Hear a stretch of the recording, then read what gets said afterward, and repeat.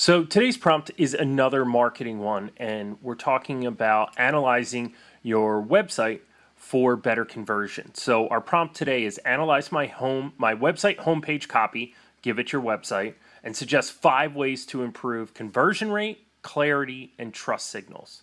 So it will evaluate your website and then give you information based on those 3 factors. Now, if you're looking for better, different things than conversion rate, clarity, and trust signal, maybe you're an e-commerce website and you want to know how to improve it for sales or how to lay it out differently to improve engagement rate or something like that, you would change that wording where we say improve conversion rate to whatever you're trying to accomplish on your website or do better.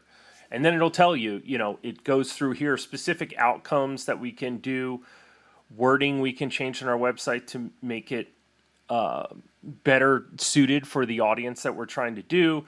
It tells us here, we list top 8 reasons. Maybe we should condense that into 3 or 4, add more client testimonials, things like that, improve the navigation and the flow of your website. And then it gives you specific things to do, specific CTAs to add to improve the conversion rate on your website. Now, I'd always recommend you reviewing this with your web team or your marketing department, but this is a great way to evaluate your website and improve its performance.